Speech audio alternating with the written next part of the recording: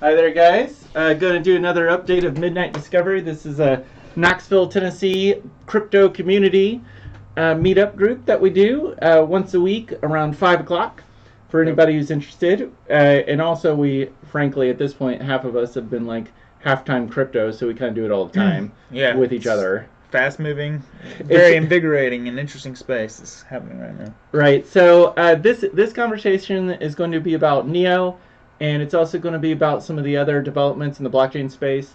So to cover that stuff really quickly, Bitcoin's gone up to 3,400, as I think most of you have seen, and Ethereum's matched it, going up to 300. So Bitcoin went from about 2,400 up to 3,400, roughly. Mm-hmm. And Ethereum went from $220 to $300. So what I was explaining to Sean just a minute ago, if you take the expense ratios and if you take the market cap of Bitcoin, multiply it by 4%, then you come up with 2.2 billion. And if you take and 4% is the expense ratio of Bitcoin, it's always going to be 4% of whatever the market cap is for the next several years. And then for Ethereum, it's currently around 8%, and it's going to go down to 7 or 6.5 or something. So if you take the market cap of Ethereum and multiply it by 8%, well, what do you get? You're going to get 2.2 billion. So Ethereum and Bitcoin have been pairing at the same dollars of expenses over the last several months. So when Bitcoin went up to 3,400 personally, I felt very confident that Ethereum was going to jump up at some point. I didn't know when it would occur, but as of now, neither Bitcoin nor Ethereum has incurred substantially more expenses than the other, which effectively has a driver on demand. So when Bitcoin had more expenses than Ethereum because it moved first, then the same amount of demand in if Ethereum had the same amount of demand that Bitcoin had, then Ethereum's price was going to escalate while Bitcoin's price would not. Mm-hmm. So therefore you saw a lot of people move into Ethereum, and now both of the prices are higher, and the overall demand between the two is about 500 million more than it was just a couple of weeks ago on an annualized basis. And so either blockchain demand has grown over the last couple of months or a couple of weeks or whatever, or we're at a bit of a spike. But whenever one of them drops, they'll probably both drop to the same expense levels. Now with Ethereum, just so everyone knows, Ethereum is in the process of decreasing their expenses from, it was once at 15% down to maybe 7%. And then in terms of IOTA, has been taking some jumps up, and I strongly suggest people considering purchasing a little bit of IOTA and some other good currency coins. And then in addition to IOTA, there is Tezos, which is going to be coming out in a few months, and I'm very excited about the North American blockchain. Right now you kind of got Monero for your Spanish blockchain, you got Ethereum for your European blockchain and Russian, and then you got Neo for your China blockchain. It's kind of interesting how every little continent is getting like one single blockchain, it seems to be. A little nationalist bias. A little nationalist bias. But so regarding the market in general, anything you want to mention about the market in general from what you've been seeing? I just feel like Neo is obviously extremely attractive to China. The market in general? The market in general, obviously Bitcoin and Ethereum are going up. That's excellent. The new volume is welcome. I tend to lean towards new investment, but yeah, I guess we'll see. So do you think it's stable, not stable? I think it's stable and rising, yeah. I think it is. I don't think we're in just like a temporary spike. I think that we are actually experiencing growth, and the crypto economy's growing, and they're experiencing so your new investment. Okay, gotcha. All right, so and is there? Okay, anyways, all right, sounds good. So let's talk about Neo, because that's so we've all moved into Neo pretty big. We might have between all of us now maybe 7,000 Neo. I kind of think. I think it's right around there. Yeah. So it's pretty substantial. And the Neos get you gas. So I'll talk about the financials of Neo. This is going to be just kind of a for the camera overview of this stuff because when we talk with each other, frankly, we get quite argumentative, and it's just not appropriate camera. Nah. It's not appropriate camera work. So, anyways, so moving on. And so, regarding the financials of Neo, um, so Neo in the white papers they often talk about 15-second block times, Mm-hmm. um, but it's actually going to be 20-second block times or 22 seconds in reality. So in the white papers, you can often take 75% of the numbers that they give you. So they said that they're going to be 2 million blocks. It's going to be closer to 1.5 million. They said that they're going to have 16 million gas in the first year. It's going to be closer to 12 million gas. So a lot of their numbers you can just multiply by 75% to know what they're actually doing. Now, a year from now or 2 years from now, if Neo really picks up and they feel they need to go to 15-second versus 22-second blocks, they will, but that increases the electrical costs substantially, and that's why they've chosen not to do that. Now, uh, so just to talk about the shares of Neos. So the inflation rate of Neo is 0. The inflation rate of Bitcoin is 4%, and the inflation of Ethereum is 8%, moving to 6 or whatever. But talking about, let's just talk about 0% inflation for a second, like what we think that means and what it means in reality. So with all these coins, either Ethereum, except for Bitcoin, but with Ethereum and all the others, there's some management reserve plus inflation. So with Ethereum, the management reserve has to account for roughly $20 million a year, which is Vitalik and Vlad and Nick Johnson and Alex and forget his name right now, but Supinator. Um, all their expenses amount to roughly 20 million a year, maybe a little bit more, maybe a little bit less. But Tezos, they had a budget that went between 5 to 20 million a year. 20 million is the most that they could possibly foresee themselves expensing. Um, and then some of the others have like less or whatever. Now, for Neo, they have a management reserve of half the coins of 50 million coins. So at today's dollar values, that would amount to $1 billion. But the difference between Ethereum and Bitcoin and Neo is that Ethereum must spend 8% of its value in terms of what's effectively amounts to management expense. Bitcoin must spend 4% of its dollar value, what effectively amounts to management expense. And for both of these coins, it comes out to $2.2 billion. Neo has the opportunity to one day sell half the coins to pay for whatever costs they incur. And if their costs are in line with Ethereum and Tezos, then that might be 20 million a year plus their blockchain expenses, which amount to like maybe another 10 million. Whereas Ethereum and Bitcoin are spending 2.2 billion for what amounts to the same benefit. And when I say the same benefit, the end user actually sees a better benefit with the Neo blockchain than Ethereum or Bitcoin, with the one exception that if someone was to try to overrun the Neo blockchain, they could waste a few $1 million trying to do it and temporarily halt the Neo blockchain by wasting a few $1 million. But then it'd be reset, good to go, it's not a problem.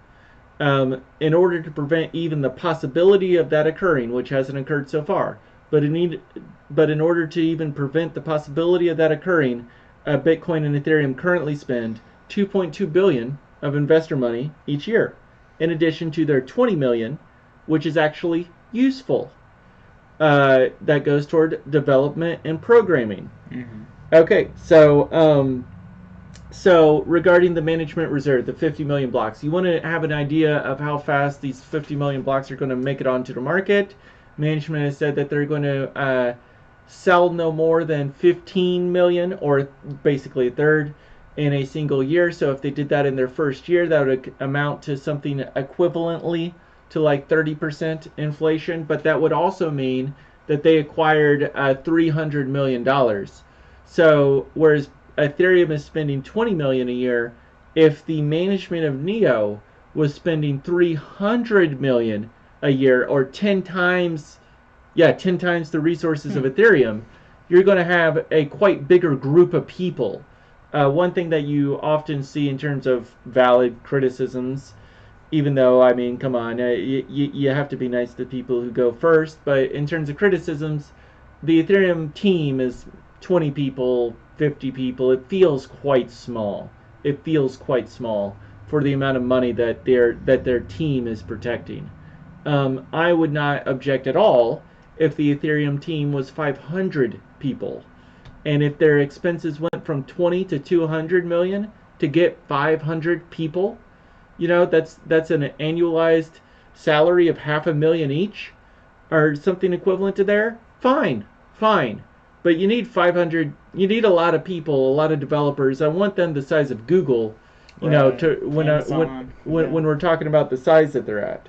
Um, so, anyways, so that's what you're going to. Whenever Neo has an expense, it's going to the management team directly, whereas 1% of Ethereum expenses go to management, and maybe 1%, if any, Bitcoin expenses go to management. 99% go to something that's effectively waste. So then, moving on to some of the other benefits and other interesting aspects of Neo. So the 0% inflation, along with the better allocation of costs, is a very enticing aspect for me. I'm a business person. I enjoy investing, and I like resource allocations. So just the fact that they're willing to put their money to better use uh, in terms of investing in them was very attractive to me. Another thing that Neo is going to do is pay out something of a dividend, and this is something that Ethereum and Tezos are both doing. Bitcoin does not do this. Um, but Tezos, because they're explicitly very close to Neo in terms of their business model, they're both close together in terms of their business models. Tezos being North American, Neo being Asian Hmm. or Chinese, yens. The So, way they issue their supply, that's what you're saying, is they're very close in well, their business model. and so, so, uh, anyways, Tezos is going to pay out 6% of its market cap to the stakeholders, proportionally based on how much Tezos you have. Right. Now, you might need to have 1,000 or 10,000 or 100,000 Tezos in order to qualify. But once you qualify, then you'll get a proportional. You'll get 6% of the Tezos paid to you every year. So that's nice. Now with Neo, instead of Tezos getting paid to you, or instead of Neo, because this is one very unique aspect of Neo, and I'm just going to explain it because it frankly just causes more confusion than it's probably really worth, even though it has some long-term benefits, in my opinion, but it's also kind of questionable. So, Ethereum has the Ethereum Foundation, and you trade Ether, and then you to power the network you use gas or a very small portion of Ether. In Tezos, you have a similar type of situation. It's not really the Tezos Foundation, I don't think, but it's a foundation.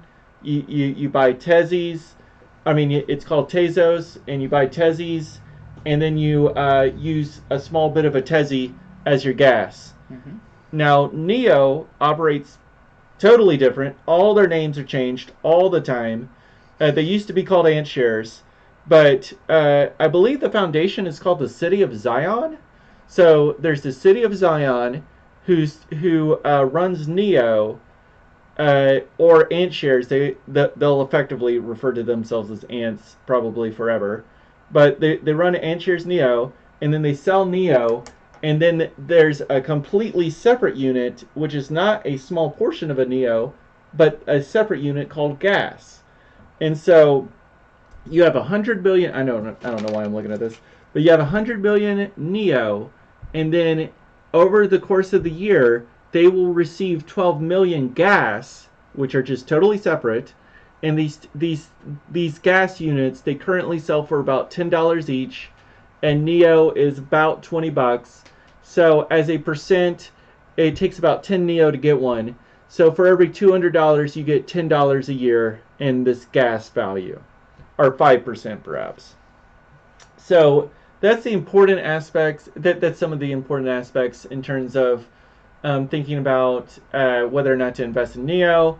But the main attractive aspect is that the expenses are billions of dollars less than Ethereum and Bitcoin, which means that Ethereum and Bitcoin have to maintain $2 billion in annual demand in order for their prices to remain stable, whereas Neo has to maintain roughly 50 million. Roughly 50 million. And those costs are always fixed, no matter what the market cap of Neo grows to. Right. Yeah. So yeah. So if Ethereum doubles or triples in value, if Bitcoin doubles and triples in value, then the expenses go from $2 to $4 to $6 billion. Or to put it another way, they need $6 billion of annual demand to break even. And then if Neo goes from 20 to 60 to $80 or whatever, triple value, then the expenses stay 50 million. They go from 50 million to 50 million. The price of Neo doesn't change the expense of the management team. I mean, it might grow a couple of million here and there, but it's nothing close to a percentage of the market cap. So costs are fixed and they decrease as a percent. And and I'll let you take it on some other aspects that are interesting regarding Neo. Yeah. Up until this point, I really feel like the marketing for Neo has been, less than stellar, especially to the Western world and a lot of other countries. I feel like that's kind of my impression is the way that they marketed it was they focused on the core product, they got it out there, and then now they basically need to make it public and communicate it to the potential investors. And so they now have a great opportunity to do that with their upcoming meetings this weekend. There's one in Tokyo on August the 10th, and I believe there was one in China on the day before. But more importantly is the one on Tokyo, because it's a great untapped well of investment there in Japan, because nobody's really marketed to them. And okay, side note about Japan. Mm-hmm. Do you recall what happened with Ethereum and Bitcoin when they got legalized in Japan? No, I don't. Price fucking jumped. Nice. Yeah, the that's price where Mt. jumped. Gox was headquartered. So Japan and Korea are very crypto friendly at the moment. Mm-hmm. Up until a few months ago, maybe 6 months ago, I think that there's some things like making strongly discouraging crypto in Japan, and then this changed a few months ago, and then likewise with Korea. China has always had a funny take on crypto, but Japan and Korea and Australia. Australia is kind of a funny one. This one's coming into play. Yeah. Like what you'll also see is eventually you'll see Africa come into play, and the big money spot is going to be South America. I know it sounds a little silly. There's a lot of fucking money in South America. Yeah. Brazilians are fucking nutty when it comes to wanting to invest into crypto. Brazilians love crypto. What are you doing? Oh, I was just looking at that, man. Oh, sorry to distract you. Brazilians love looking at crypto. Yeah. Brazilians love looking at crypto, and they love blockchain. Yeah. So that's what I kind of think. But yeah, so when Neo makes their presentation in Japan, even if they just get a small amount of money, it could have a very significant effect on the price. That'd be awesome. Yeah, if it does blow up like it did with awesome. Ethereum and Bitcoin when they hit Japan. But yeah, only time will tell. We'll see at this point next week. But I do believe we're in for some serious gains, and there's some serious potential for it to be communicated as a great investment to those potential investors in Japan. Mm. So we shall see. I definitely think it is worth some time to research for those of you that are out there and wondering if you should invest in it. A great resource would be the subreddit for reddit.com/r/Neo. Yeah. And Neo Trader. Yeah, Neo Trader is a great subreddit. Neo.org is the core website where you can find their white paper, their timeline, and other information. I think that it's definitely worth your time to research. I definitely think that it's very unique because of its fixed minimal cost structure, and I definitely think it's got the great potential to kind of revolutionize that nationalistic Chinese coin. And then regarding the gas, just to go into that a little bit more, just so some other interesting aspects about Neo and gas. So some things to consider with Neo is that they're not divisible. So one Neo, you can't buy a half a Neo. You can, but it has no value to you. You need to be able to purchase a whole single Neo and transfer that to your wallet. Right. If you transfer 1.5 Neo, zero point 0.5 will disappear forever, and you'll get one Neo in your wallet.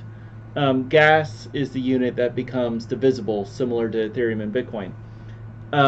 And gas is effectively just like Ethereum and Bitcoin, whereas the people who own Neo are the miners, more or less, and then the people who actually need to use the network have to purchase gas to do it, or if you don't want to purchase an entire Neo, or if you don't want to like hold on to your Neos or whatever.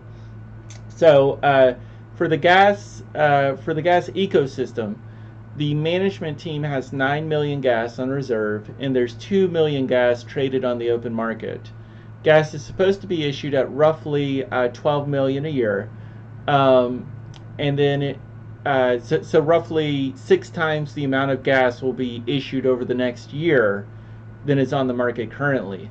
Now, of that 12 million, 6 million will be management gas and 6 million will be public gas, or however, based on how many Neos they've sold at that point. So just kind of be aware of that. And then, so yeah, so that's it with the gas. That's it with the Neo. I do think it has a good long-term time horizon, but for the most part, we're just looking for spots to park our money, or at least that's the way I kind of think about it, spots to park my money. And I think Neo is a very protected position to park your money. I think it's incredibly well protected.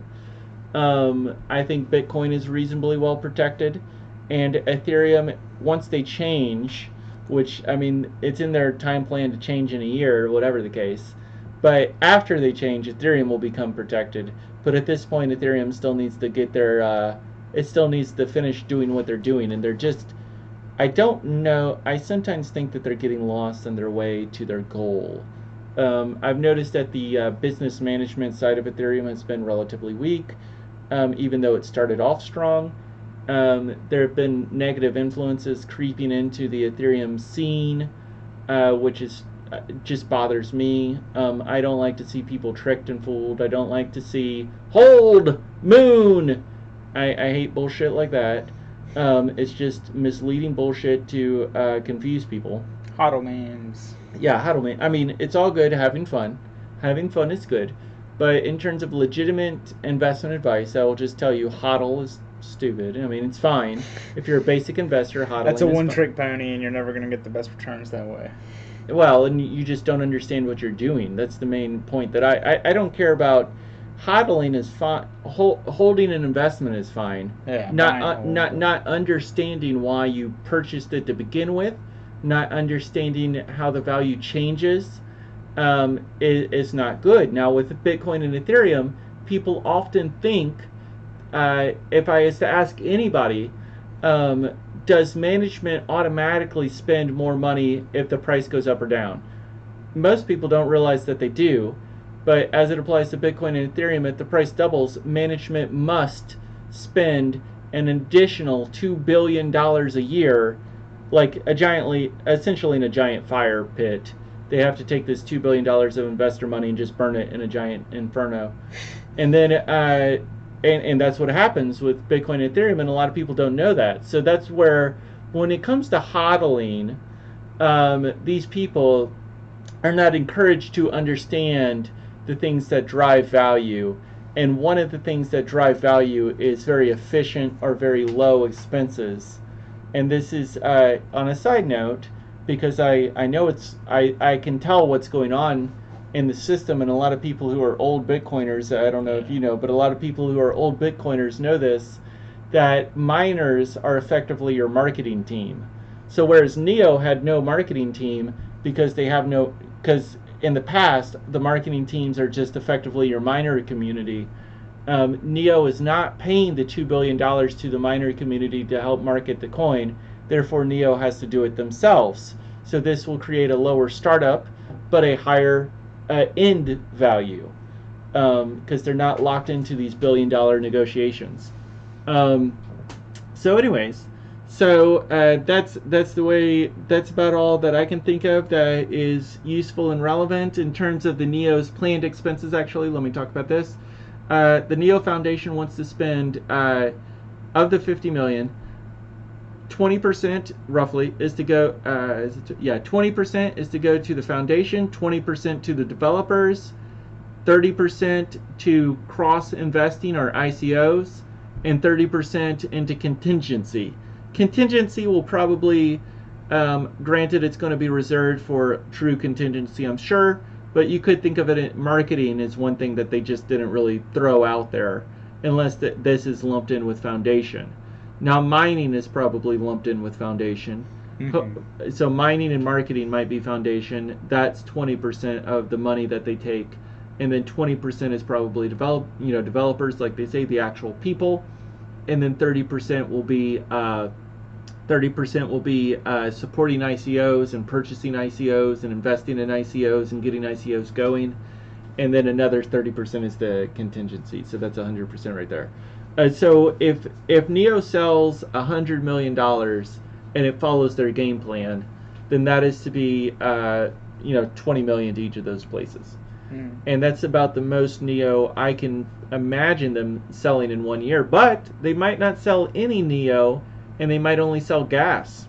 Who knows? Palm tell, yeah. Because they could just sell gas, maintain their 50 million Neo, and if they sold their gas values, that would, it wouldn't come up Give them to operational revenue. Yeah. Yeah, it wouldn't come up to 100 million, but it'd come up to 5-10 million, which could be a lot for a few months. They would also retain more control of their network that way too, because with each Neo share, you also gain voting rights.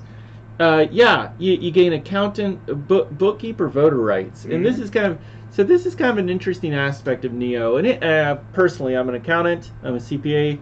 I enjoy accounting, and I enjoy people who appreciate accounting.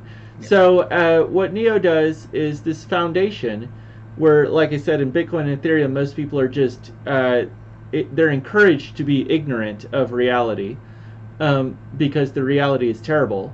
The reality, both Ethereum and Bitcoin, is 99% of overhead is just pure waste, and 1% goes to developers and other things that benefit the system long term. So with Neo, it's a little different. It's obviously different, but their foundation might have $100 million that come into it, and then this $100 million goes out in ways that people seem fit at the time, and then there's accounting of this $100 million, and then you take votes with the Neo to pick who does your accounting. This part is a little bit bizarre.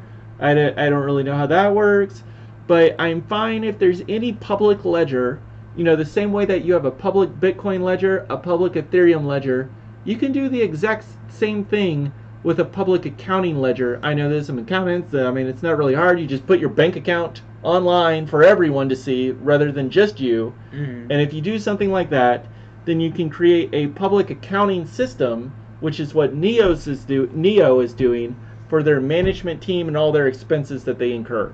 So, and then if you believe that the management team is picking a shady accountant, and you somehow acquired more Neo than they had, which is kind of unlikely, then you could technically vote to turn over the accountant. Yeah. But realistically, you're probably that's never going to happen. The management team will pick the accountant, and the only thing I really care about, as long as their expenses are under 100 million or whatever, then they're just not excessively wasteful. To equal Bitcoin and Ethereum, they have to spend $2 billion. This is government level of waste. Yeah, it's fixed level in dollars. And it's not indexed. It gives the coin an opportunity to grow. And I think that's the key thing. Like, the expenses don't grow as the coin's value does. Yeah. So, and then to some other people who might be buying a Neo for the first time, if you're on Binance, then every Neo you get will start to earn gas immediately. If you're on Bittrex, which I use Bittrex and it's a great exchange, but you can't earn gas while you're on Bittrex, so you need to transfer your Neo either to Neon, which is kind of like a website effectively, but you download it from neo.org/downloads or download, and then, or you can do the client, and that takes about a day and a half to update. And if you do the client, it will once you transfer over there, you start to get your gas. But your reward for purchasing Neo does not apply if it's held on to Bittrex. It does if it's on Neon, if it's on the desktop client, or if it's on Binance, Binance. Um, but if it's on Bittrex, it does not. So you don't want to hold Neo on Bittrex other than buying and selling long term. And Neon is a desktop client too, or at least the one that I'm using is. Yeah, I think it feels like a website, but it's user friendly for sure. So Neon, you can get the job done in like 5 minutes. Yeah. And Neon, you can get the job done in 5 minutes. If you use the desktop client, it's going to take a day and a half, maybe longer. You have to sync the blockchain. You have to sync the blockchain. And then it takes you some time. Now, just for those who've done Ethereum, those who've done Bitcoin, and those who've never done a new blockchain, Neo has maybe a fifth of the size of Ethereum or Bitcoin or whatever. So the syncing process is much more attainable with much less computer usage than it is with Ethereum. Will destroy it will actually, it's broken a lot of people's computers just attempting to run the Ethereum blockchain at this point because it's so intensive. But it'll just crash your hard drive. It will fry your motherboards and shit. It gets crazy. You don't want none of that, folks. You don't want any of that. Yeah, for those who've not done ICO blockchains or like small coin, altcoin blockchains, they tend to be extremely low computer usage and they tend to sync very easily. Right. Yeah, so there you go. So that's everything I got. You got anything else I'm you want to add? Yeah. Okay, so Until good. next time. Yeah, and let's do last minute market predictions just in general. Okay. You go first. I think at this rate, Ethereum has the potential to hit 330 by the end of the year, end of the month even. Because Wait. So you said 330 by the end of the year? Definitely by the end of the year, if not by the end of the month. And the reason for that is because of the fact that it was already at 400 and higher before previously. It has not gotten back to its all-time highs, unlike Bitcoin, which is now, almost 20% past its all-time highs previously. So that first rally we had in June, Ethereum has still not reached its potential for there. So I would think Ethereum is a better investment over the next week or two than Bitcoin. But yeah, let's see. Okay. And any prediction with Neo? With Neo, I think it'll be $30 to $60 by the end of the month too, which would be, by the end of the year. I'll say that. Again, it just depends on the communication and the adoption rate. I think it's got great potential. I think that the number of investors will be plentiful, and the cost is obviously low. So yeah, it basically makes the barrier for investment and the ability to increase the price that much lower. Yeah. So, do you want to know mine? Yeah. Let's hear it. What do you think? Yeah. So, Ethereum. As soon as watch the programmer discussions that go on once a week on YouTube. Mm-hmm. There's one Thursday, 2 days from now. So the developer Thursday, calls. Okay. Yeah. So as soon as they announce their block reward, and assuming it's going to be 3 ETH, because this is all the discussion that I've heard so far is that it's going to be 3 ETH, the price of Ethereum is going to go up to $550. Oh wow! And then it will settle around 300, 350. So if it goes up to 550, don't buy it. That's when you sell. You can consider selling if you want to. I'm not going to say that you need to, but don't buy it if it goes to 550 on 3 ETH. If they move less than 3, then the price should go even higher. But frankly, no offense to them, but they just haven't thought about the problem financially intelligently enough, and the management team just isn't even considering the problem, unfortunately. But so anyways, but Ethereum I think will go to up to 550 if it goes once it moves to 3 ETH, which I will say should happen in about a month, maybe 2 months, and then it'll stabilize around 350. Bitcoin, I am not going to make a prediction on Bitcoin. I think Bitcoin's a bit of a time bomb. Bitcoin will not stay high forever. Anyone who believes that is just not being honest with their understanding of the market, in my opinion. Higher or lower than 3,400 at this time next month? Okay. This time next month, I'm not going to make a prediction, but if your question is lower than 3,400 by the end of the year, I have no doubt. That'll be lower. Especially relative. Yeah. It's 50 to 40% of the blockchain space right now, 45% or something Oh, of the yeah. blockchain space. By the end of this year, I would be amazed if it's over 35. Yeah, I would agree with that. If it's over 35%, I'd be amazed. So, so Bitcoin, I mean, higher is a kind of a bit of a silly question. Like, What about Bitcoin Cash? oh, I Since we're don't on even that. care about Okay. Bitcoin Do you Cash. think it's going to be sustainable? Do you think I it'll have any value? I don't care anything. I don't Okay. know anything about Bitcoin Cash, so I'm not going to comment on it. Okay. If I knew something about it, I'd say something about it. But so just to put it in terms of numbers, yeah, maybe by the end of the year, Bitcoin, instead of 3,400, it's like 4,000. But Ethereum, by the end of the year, should be much more closer to 800 or so, assuming that they figure out how to control their expenses. And then Neo, I will say 3 weeks from now, to be $60. And then by the end of the year, I just have a hard time imagining Neo going over $400 or something like that To the end of the year. by the end of the year. Yeah, that's pretty tough. That would be excellent. I would be elated, but I would bet you money. I'll take prop bets at 1-to-1. Anybody that thinks it'll go over I don't even 400. care. Yeah. I don't care. Okay. So we don't think it's gonna go over 400. No. I'm saying I don't care, and I'm not saying that I don't. I'm saying I'm not going to bet someone $1 that something will go up $20, 20 times its worth. Not even a friendly wager? No. Okay. No. So, anyways, so moving on. But I would not be surprised if it went to 400 by the end of the year, and that's because I feel I understand the coin. I can explain that very well, but I'm not going to at this time. We've already done enough. Yeah. I think you have. And the expenses, yeah, that's the key, right? Yeah, now, one thing to just keep in mind with Neo is that it was a top 50 coin over the last few months, and now it's a top 10 coin. And then in a couple of months, without any real this is kind of a little tricksy math, but without any real substantial increase in price, it will become a top 7 coin. And then with a small increase in price, it becomes the number 3. So once you get into a Bitcoin, Ethereum, Neo race, that's where Neo is going to become. It's going to start to look stronger and stronger and stronger. So assuming that it becomes a top 3 coin within a couple of months or within a few months, then that's where the $400 Neo, I would not say it's out of line.